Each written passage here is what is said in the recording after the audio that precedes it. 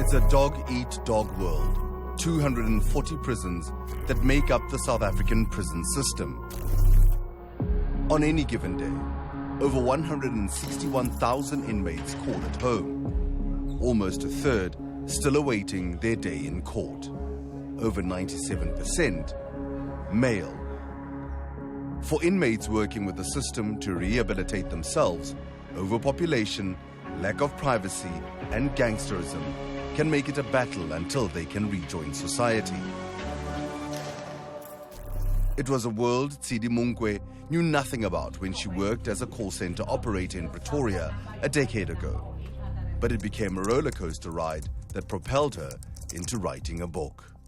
My colleague's phone rings, so I pick up the call from my desk. Yes. And the man on the other side of the line introduces himself as my colleague's brother. So he charmed you, this guy?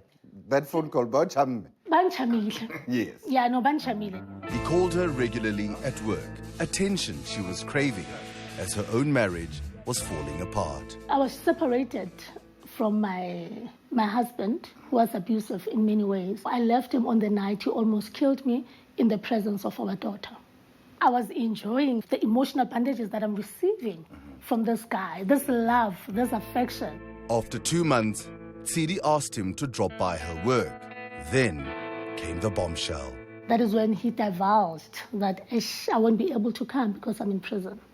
What goes on through your mind when you hear it? What did he do? What landed him in prison? But I don't want to ask him on the phone, you know, because I didn't want it to come across as if I was judging him. Hence, I went to the sister. I then asked if he murdered or raped anyone. She said no. Then for me, it was a relief.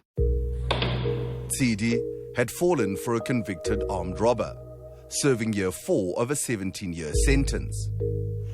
He asked her to visit in maximum security. I'm wearing my stilettos while I'm wearing my cousin's clothes but my shoes and my weave, looking good, like I was walking into the Union building to meet the president.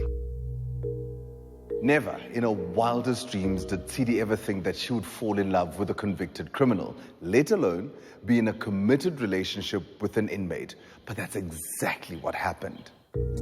As with many couples, 𝗬𝗍's journey illustrates how vulnerable abuse victims can be when seeking relationships to regain control. Clinical psychologist Dr. 𝗀𝗵𝗶𝘀 works with prisoners.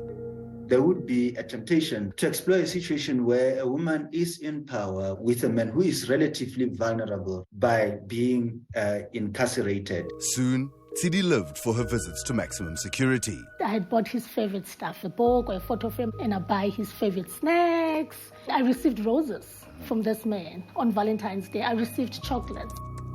Only sometimes did she wonder if it was all too good to be true. Prison is a very lonely place, so it's no surprise that inmates spend most of their time trying to connect with people on the outside. But are these connections real? Until 2018, 𝗏𝗏 Molefe spent 20 years inside. 𝗏𝗏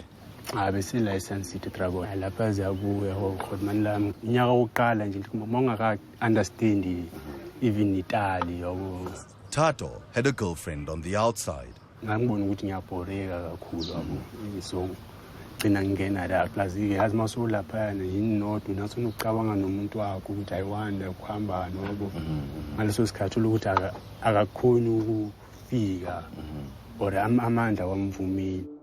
prison, cell phones are officially forbidden, but 𝗏𝗏 says it's an open secret that phones get in and are highly prized, not least for conducting relationships.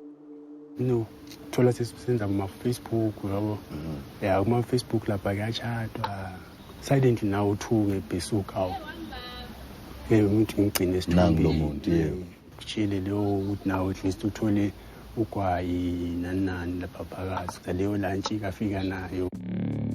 If you find yourself incarcerated, we hope that is an experience that is so extreme and significant that it will change you. So that hopefulness of a woman who is on the outside, you have learned your lesson and you're going to come out of prison being the best person you can be. The prison system welcomes relationships. 𝗧𝗵𝗶𝘀𝗋 is the spokesperson for Gauteng Correctional Services. An inmate with a positive support system is easy to rehabilitate because he knows that when he's done with rehabilitation, there will be a family waiting for him. A surprising number of people look for relationships with inmates.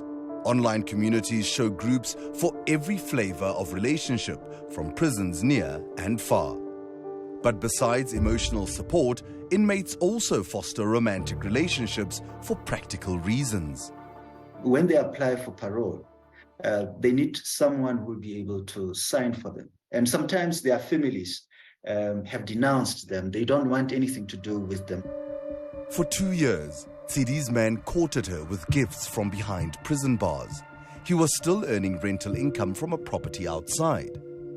𝗬𝗐 divorced her estranged husband, and during one prison visit, a surprise waited. He goes down on both his knees, takes out a ring, and then he puts the ring on my finger. Provided some stringent checks are in place, the department does facilitate jailhouse weddings, but they are few and far between, hinting at the fact that these connections may be more functional than romantic. Just this financial year alone, we only had 6 with 1 application pending. 𝗬𝗐 was not keen on a jailhouse wedding, but she was the signee when her man eventually applied for parole. When we got engaged, everything was so perfect. Thato got his freedom in 2018 and broke off his online relationships. He's trying to build a life with a woman who waited for him. 2018 was also the expiry date for 𝗬𝗐's fairy tale, her man's release, that she hoped would be the beginning of their life together. Turned out to be the beginning of the end. He was on the phone all the time. He would take his calls outside. Women would be calling him, texting him. He was just busy. The penny dropped. I regretted waiting for him. I regretted the things that I did for him. And he also became very emotionally and verbally abusive. During this mess, I discovered that I was pregnant. After 5 years, 𝗬𝗐 sought her own release from the relationship. If your child were to come to you and were to be in the same situation, what would you say to them? I would talk her out of it. When a man is behind bars, he's broken. And then now you come into a picture as a woman, as a vulnerable woman. Even if he may love you or has good intentions, it is all coming from a broken place. Personal relationships are not easy at the best of times, but for those imprisoned by their pasts, it's a high wall to scale.